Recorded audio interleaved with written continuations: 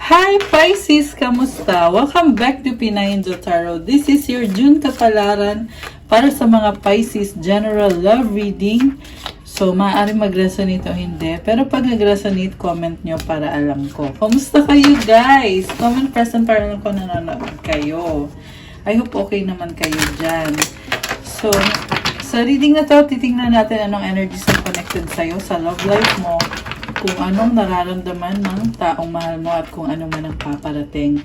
So, tingnan muna natin yung unang cards para kay Pisces. Scythe. Oh my gosh. Merong pagbabago. Bouquet. Coffin. Stars. Okay. Meron kang babaguhin, may aayusin ka this time. Connected sa love life mo. And yung pagbabago na yan, magdadala ng malaking blessing para sa'yo. Merong wish granted kasi andito yung stars. Pero kailangan mo munang ayusin. So, itong unang card na to, this is about leadership. Ikaw yung magdidesisyon nito. Ikaw yung gagawa ng paraan. Sa nakikita ko, naging stagnant itong connection na to. Kaya, parang sinasabi sa'yo ng gut feeling mo or ng intuition mo na may kailangan kang gawin para baguhin. Kasi, nagmamahal ka lang naman eh. Malalim yung pagmamahal at very pure. Kita mo yung white na flowers na yan. And itong kulay red na rose. It symbolizes passion and again, purity. At, naging stagnant siya. Pero, kailangan mo talagang ayusin yan para maging healthy itong connection na to. Okay. So, unang cards pa lang yan, pero napakalalim ng mga energies na yan. Ngayon sa tarot, tingnan naman natin. Okay, kuha muna tayo ng isang card. Anong energy ang connected kay Pisces ngayon? Okay, Three of Swords, problema. Ayun, sabi ko na eh, may something talaga dito kung bakit kailangan yung baguhin yung sitwasyon. Medyo ino-overthink mo ngayon kung ano man tong nangyayaring to. Okay, ano ba yan? Ano ba kasi yung problemang yan? The Chariot. Okay, so connected sa confrontation na kailangan mangyari or pag-uusap. Masinsinan na pag-uusap. Parang gusto nyong malaman yung katotohanan. Kita mo yung sword niya nakaangat. At medyo masakit to. Masakit to para sa inyo pareho at nakakagulat. Pero, excuse me, masakit at nakakagulat pero kailangan mangyari nitong pag-uusap na to. Okay, sa bottom of the deck, Justice. Again, this is about truth, balance, and harmony. Matapang ka, Pisces. Ikaw yung gagawa ng paraan para balansehin itong connection na to. Kasi nagiging unfair na para sa'yo eh. Kaya ilalaban mo to. Two of Cups. Maaring soulmate mo yan. This is someone na talagang tanggap mo ng buong buo kung ano siya.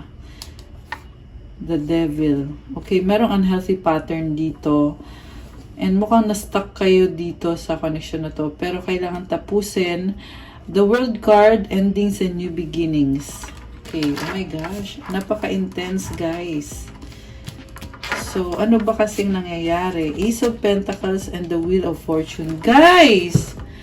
So, gusto mo na talaga ng new beginning. Ikaw yung mag-o-offer dito, Pisces. Wheel of Fortune, ibig sabihin, umikot na yung gulong ng kapalaran. Parang, I feel like, nasa sayo yung swerte eh, connected dito sa love life mo. Ikaw talaga yung gagawa ng paraan. So, hawak na naman niya yung kutsilyo. Kutsilyo talaga. May hawak siyang dagger, oh. So, ilalaban mo talaga yung katotohanan kung ano yung tama. Palaban ka ngayon, Pisces. At mukhang ikaw yung may offer dito. Mukhang maayos naman to kasi may mga energies dito na sinasabing kailangan na magsimula ulit at matapang ka eh, kaya talagang pipiliin mo na magstay sa connection na yan. Judgment, ayan, pagbabago, rebirth, okay, death card, transformation. Baka may kadikang Scorpio or baka nasa birth chart mo yung sign na yon. Death symbolizes na hindi na nag-work out. Kaya, parang napakalaki ng nawala sa'yo. At hindi ka napapayag this time. Okay. Seven of Pentacles. Kasi ikaw yung nagsisikap para sa inyong dalawa. Possible na breadwinner ka or provider ka. And hindi na sapat yung mga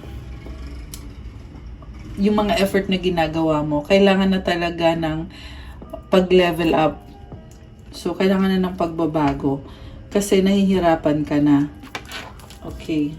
Yung iba sa inyo guys, nag-iisip kayo, worth it pa ba na magstay? Kasi ang dami mong ininvest dyan. Binuhos mo yung oras mo, yung effort mo, pati pera. Ayan, lahat na binigay mo na. Three of Wands, nasa-stress ka, nakakahintay. Oh my gosh. Nasa-stress si Pisces. Sobrang mo iniingatan ngayon yung emotions mo. Kaya, I feel like you're taking it slowly. And, may nakita din akong pagsiselos na kaya mo pinoprotektahan yung puso mo. Kasi ayaw mong lokohin ka ng taong yan. Okay. Ten of Pentacles. Ayun. So, may stability naman pala dito eh. May legacy na kayo. The Emperor. Okay, merong ma-pride. Or baka ikaw to, nagagalit ka na. The Fool. Ayan. Sobrang intense. And sa nakikita ko, prangka ka talaga dito. At Five of Pentacles. Kaya ka nagkakaganyan. Kasi nawawalan ka ng pag-asa sa taong yan. Na ibalik din niya yung, kung ano yung binibigay mo, ibalik din niya sa'yo. So, tingnan natin. Ano bang feelings ng taong to para kay Pisces? Ano bang feelings ng taong to? Para malaman natin, tumalon. Okay, ito. Temperance. Patience. Nag-a-adjust na siya sa'yo this time. Iniisip ka rin niya at in-overthink din niya yung sitwasyon. Mukhang ang daming nangyari, kaya nasa isip din niya yung mga nangyari. Alam mo, nakikita ko gusto din yung mag-workout yan, pero mukhang busy tong taong to. Baka may kadit kang Sagittarius. Malakas din dito ang air sign, Gemini, Libra, Aquarius, or fire sign, Aries, Leo, Sagittarius. So, pakiramdam ng taong to na parang hanging. Kumbaga, walang direksyon.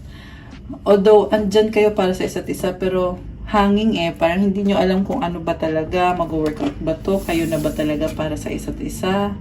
Five of Swords, ayun na nga, hindi mapakali. Nagkaroon kasi ng disagreement. So, kuha pa tayo ng card. Tingnan natin, ano bang feelings ng taong to?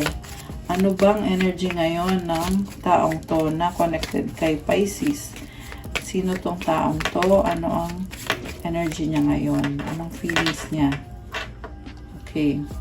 Knight of Wands, oh my gosh. Alam mo, gusto ka naman niya eh. Kaso lang inoobserbahan ka niya kung gusto mo rin ba siya. Bakit ganon? Bakit kailangan sa'yo manggaling? Diba? Parang may fear siya eh. Okay. King of Swords. Ayun. So, iniisip ka din niya at parang gusto niya manipulahin yung sitwasyon, Sag. Okay. Kaya siya pa bago-bago eh. Kasi gusto niya makasiguro na hindi siya mapapahiya, na tama yung magiging desisyon niya kung ilalaban niya yung connection niyo. Okay, kuha tayo ng next card. Nakakaloka tong person na to. Sigurista. Sigurista yan. Oh my gosh! Knight of Cups. Ayun naman pala eh. Romantic naman pala. Gusto ka rin niya. May pangangailangan to. Parang sa'yo siya humihingi ng lakas ng loob, ng confidence. Okay. Emperor, Knight of Swords. Baka may ka-deal kang Aries or Gemini. Malakas din dito ang water sign, Cancer, Pisces, Scorpio, Sagittarius, air sign, Gemini, Libra, Aquarius. Sa nakita ko dito, gusto ka niya and romantic at medyo masakit lang siya magsalita at prangka. Kaya dun kayo nagka-clash. May nakita kong pag-aaway dito, pero malinis naman yung intention. So, siguro kung mag-uusap kayo ng taong to, use kind words. Okay, yan yung advice para sa inyo ngayon. Para magkasundo kayo, magkaintindihan kayo. Kasi mukhang parehong mutual naman na gusto nyo yung isa't isa, mahal nyo yung isa't isa, kailangan lang talaga mag-meet halfway. Next card, King of Wands, Attraction. Oh my gosh. Okay, so attracted si person mo. Lumalaban din siya, pero mukhang mahiyain, no? Oh my gosh, the Empress. Mahal ka niya. Okay, ito yung problem sa kanya kasi parang hinahayaan ka lang niya na ikaw yung nag-e-effort, samantalang siya kampante, confident siya masyado.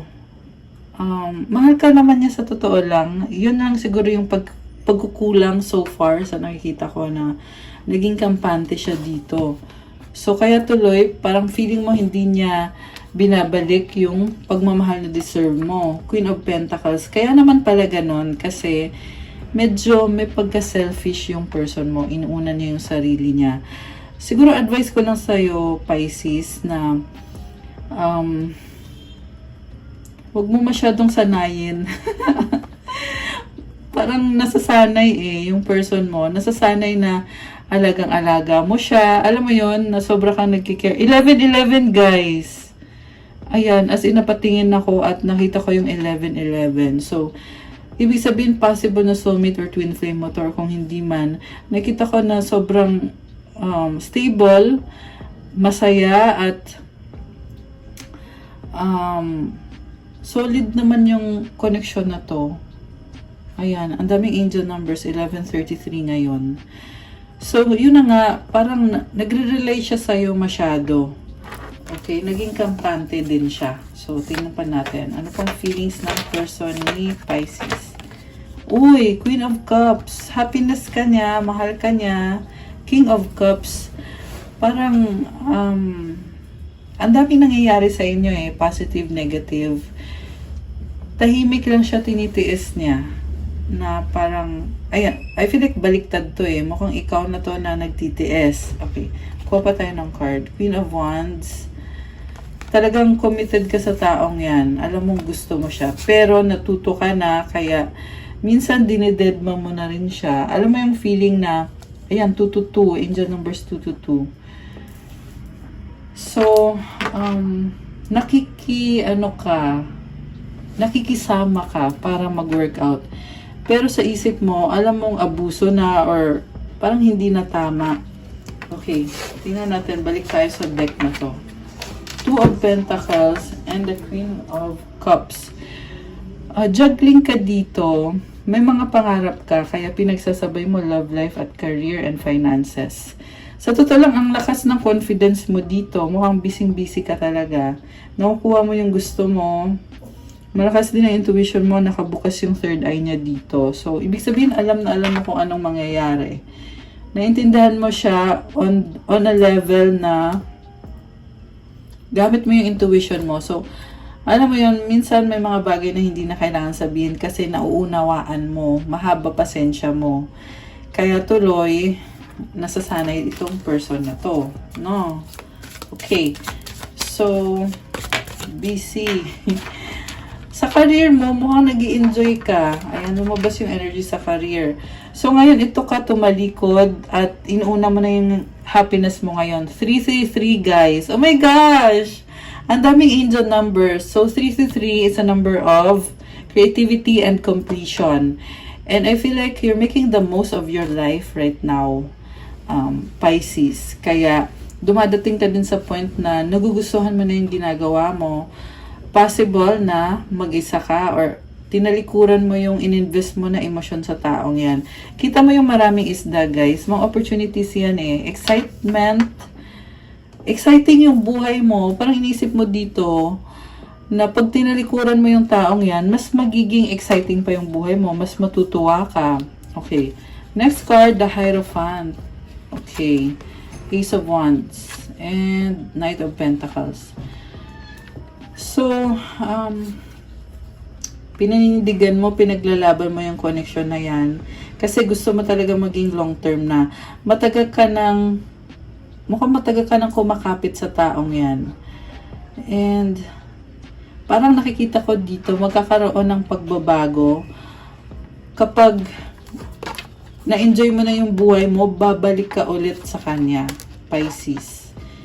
So, tatalikod ka, tapos babalik ka pa rin. Hindi mo siya ma-let go kasi tanggap mo naman talaga siya. Parang sinasabi mo dito, sige, kung ganyan ang ugali mo or kung ganyan lang ang kaya mong ibigay sa akin, okay lang. Talagang nakikisama ka.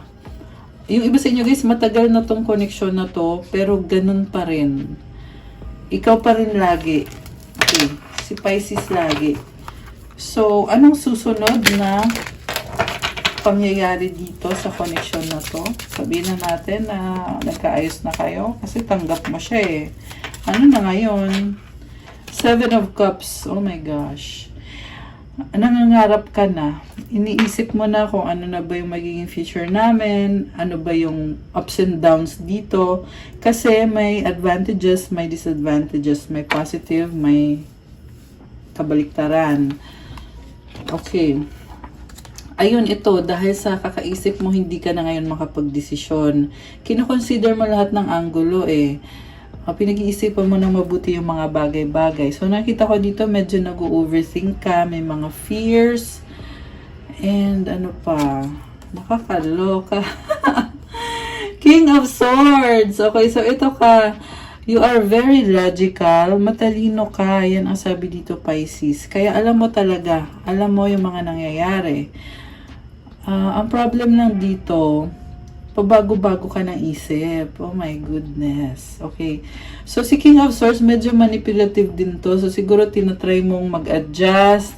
Tinitingnan mo kung paano ka ba makakalusot dito, kung paano ba maging successful. May aso siya, oh. So, it symbolizes loyalty. Talagang andun yung feeling mo na gusto mo pa rin na pareho kayong masaya. Nakikita ko rin dito, hawak mo yung sword. So, ibig sabihin, alam mo kung ano yung katotohanan. Alam mo kung ano yung tama. Next card mo, Strength. Okay, ngayon, pinipili mo na lang manahimik.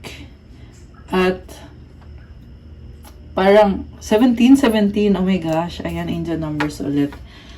So, yun na nga, parang, minamanifest mo pa rin. Kasi, alam mong magiging successful itong connection na to. Although this time, parang sinasabi mo sa sarili mo, hindi ko na ipipilit kung ano yung gusto ko. Bahala na siya. So, ayun, talagang lumalaban ka. Medyo malungkot, pero kinakalma mo yung isip mo. Kinakalma mo yung sarili mo. Okay. Anong outcome dito para kay Pisces at sa person niya? Anong outcome? Okay, ito. Page of Pentacles. So, may plano na. King of Wands, Ace of Swords. Ayan, plano, bagong simula. Talagang ilalaban mo. Hindi sumusuko si Pisces. Grabe, ang bongga. So, this is also a breakthrough na talagang you are very creative sa pag-iisip ng paraan kung paano magkakaroon ng mga changes or kung paano ituloy kung ano yung sinimulan nyo. Mahalaga talaga siya para sa'yo. Nasistress ka, oh my gosh, Black Numen and the 9 of Cups. Actually, nabibigatan ka, pero iniisip mo, kontento ka pa rin naman. Kasi may isa kang wish na hindi nangyari. Or hinihintay mo pa rin na mangyari. Kaya, andun pa rin yung, merong pa rin pag-asa talaga, kahit andun yung stress. Siguro, ikalma mo din yung sarili mo, Pisces, at enjoy more.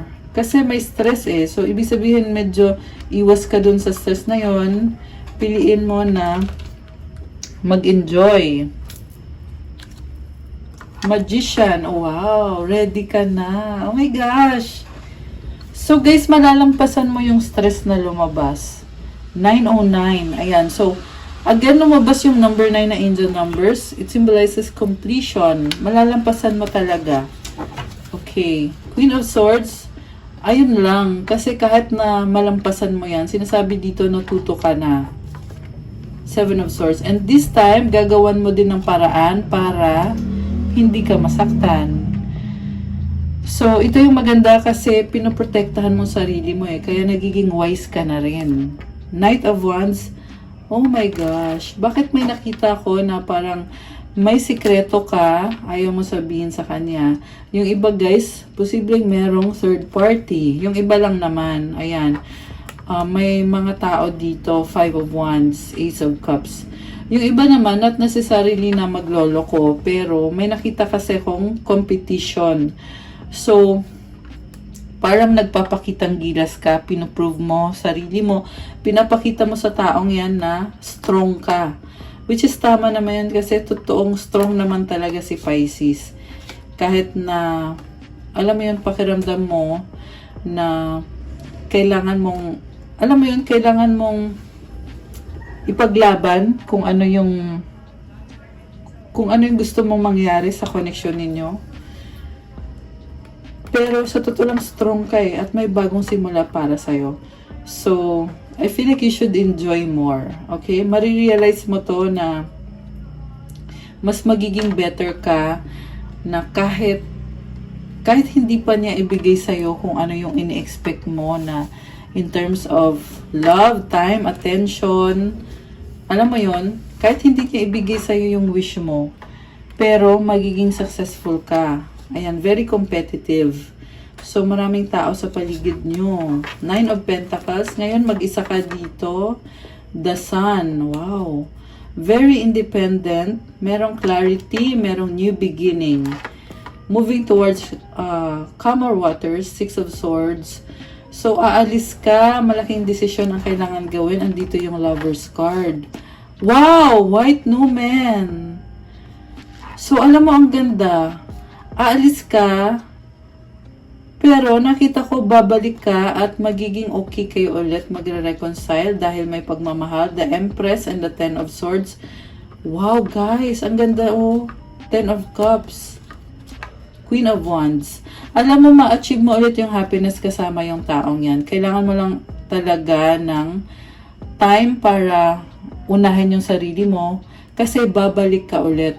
Lovers is about making a big decision at mukhang pinipili mo yung taong yan. Although may nakita din ako na iba sa inyo, bagong person yung pipiliin nyo. Queen of Wands. So, merong option. Ibig sabihin yung iba sa inyo, guys, lilipat.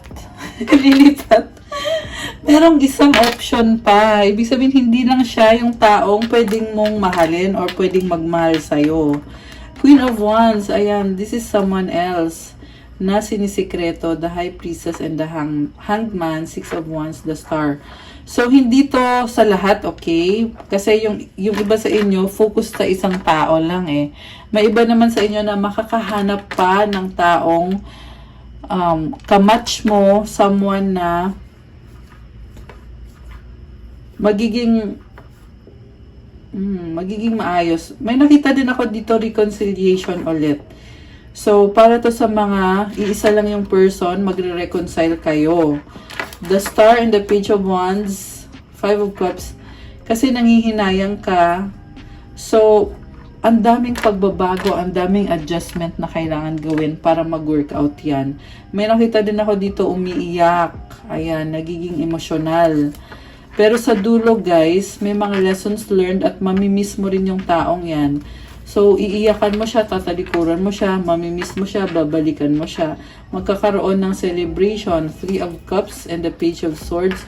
May curiosity at merong love, King of Cups. Oh my gosh, ang lalim ng reading. Okay. So, ito sumisilip kasi itong cards na to. 4 of Wands, 8 of Swords, Knight of Swords. Merong commitment na talagang ipipilit mo. Merong magdedemand dito ng commitment. Possible din naman na nag-commit na kayo matagal na, pero ipupush mo ulit sa kanya, sasabihin mo na paano na itong commitment or itong relasyon or itong marriage. Yung iba kasi kasal na talaga eh. Wedding din kasi itong 4 of Wands na energy. So, this time, ang nakita ko overall sa reading mo, Pisces pala, sorry. Pisces, ang nakita ko sa reading mo for this month is ang daming adjustments. Sa huli, babalik ka pa rin dahil sa pagmamahal mo at sa sobrang pag-care mo sa taong yan. Queen of Pentacles energy, naghahanap ka talaga ng long-term na partner. That is also the reason kung bakit tatanggapin mo siya. Kasi, nakikita mo yung sarili mo na siya na yung magiging partner mo. At may time talaga na gusto mo mag-isa, andito yung the moon. Kasi pinaprocess mo yung emosyon mo. Malakas ang intuition ni Pisces. At may process na ganon. Anong mga mensahe ang gustong sabihin ng person mo? Kuha tayo. Kuha tayo ng cards. Anong mensahe or anong energies ang meron dito na kailangan mong marinig? Okay. Release negativity. Wow. So, yung stress na lumabas kanina, i-release mo daw. Okay, next card. My pride or ego took control of me. Okay, ang dami We need a fresh start. So, ito na nga nagkaroon ng pag-aaway. Ayan. Or, kung hindi man literal na pag-aaway, ayun, parang na-overwhelm ka dahil sa pride mo or naapakan yung ego mo. So, fresh start, ibig sabihin, sabi ko nga, babalik pa rin at aayusin. Maaayos naman kasi ang ganda ng cards mo I need you to be away from me. So, ito na nga yung dahil yan sa pride at ego. Kaya may time talaga na gusto mong mag-isa at kailangan nyo ng bagong simula.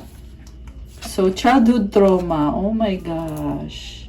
May naalala ka galing sa childhood mo na bumabalik ngayon, kaya isa din yan reason kung bakit natatakot ka sa connection na to. Kasi na-trauma ka pala. People don't believe in me. Ayan. So, pinapakita sa'yo na may trauma kasi kailangan mong i-let go yung trauma na yon. Kasi iba na yung dati, iba naman yung ngayon. So, kailangan mong mag-forgive ng mga tao sa paligid mo, yung mga na-involved dyan sa trauma na yan. I-forgive mo din yung sarili mo. And, ayun, move forward. Yun yung ma-advise ko para sa'yo. Okay, ano pa ang mga energies dito for Pisces? We have to unite. Oh my gosh! Kasi nga, mahal mo siya, malalim yung love dito. Mahal ka din niya. Okay. I need your time and commitment. Oh, wow. I love it. So, ito na yung konfrontasyon, yung pag-uusap. Okay, one last card. I wish things were different. Oh my gosh. Ayan, so, nangangarap ka. Okay. Anong advice para kay Pisces? Okay, advice. Ito yun. Loneliness. Oh my goodness. When you stop fearing your aloneness, you stop settling for less than you deserve. May I embrace and love my solitude. And that's when kindred spirits can finally come. So, kapag daw hindi ka na natatakot na mag-isa, mas i-welcome mo daw kung ano yung deserve mo talaga. Minsan kasi nalilito ka. So, do not settle for less. Yan yung advice sa'yo. I-embrace mo daw yung solitude mo or kapag mag-isa ka, i-embrace mo yun. Kasi, pag in-enjoy mo daw yung solitude na yan, magugulat ka na lang, napapasok na lang ng kusa sa buhay mo, yung tao na dapat ay para sa'yo talaga. So, may blessing sa pagiging mag-isa. Pisces. Okay? Kasi talagang ibibigay naman ni universe kung sino yung karapat dapat para sa'yo. Yung deserve mo. Ayan, I love it. Okay guys, so that's all for you Pisces. Para sa yung June Kapalaran, thank you for watching. I-like nyo na yan, comment resonate, comment heart sa mga nag-resonate. I-comment nyo rin kung nagustuhan nyo ba yung reading. Thank you, thank you. Please subscribe sa mga bago sa channel na to. And hit the notification bell. At sobrang thank you sa mga Pisces na nag-subscribe na. And kung kailangan nyo naman ng gabay, kung nag-resonate kayo at kailangan nyo ng more information, you can book a private reading with me. Tingnan nyo na lang po sa description box kung saan nyo ako pwedeng kontakin. Andyan po yung Facebook page ko, Pinay Angel Tarot, or sa Viber or sa WhatsApp para mas mabilis. Andyan na din yung contact number. And for those naman na who want to start your crystals journey, meron po tayong mga crystal bracelets. Meron pang attract ng love, pang attract ng money, For spiritual protection, wealth, prosperity, and abundance, focus, motivation, negotiation, merong for mental clarity and manifestation, marami at iba-iba. So, tingnan nyo na lang po sa Instagram ko at i-message nyo na lang ako. Lahat ng crystals, meron yung special prayers para sa'yo. Meron niyang blessing at merong mga mantras na nasa loob ng crystals. Kung kaya napapansin nyo, very strong ng energy ng crystals pag galing sa akin. At maliban pa dyan, very soothing, napakagaan ng pakiramdam mo. At pang lifetime mo na yan. Ayan. So, i-message nyo na lang ako, guys. Thank you again, Pisces. Have a good day. God bless you all. Stay safe. I'll see you again soon. Thank you, guys. Love you, guys. Bye! I-like nyo na yan. Thank you, thank you. Bye-bye.